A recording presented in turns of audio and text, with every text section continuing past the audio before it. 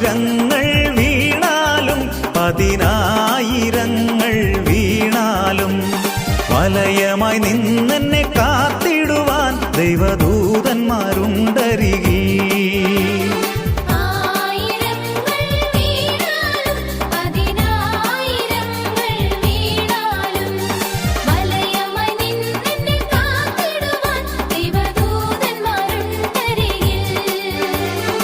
അസാധ്യമായ എനിക്കൊന്നുമില്ലല്ലോ, സർവശക്തനാം ദൈവമെന്റെ കൂടെയുണ്ടല്ലോ.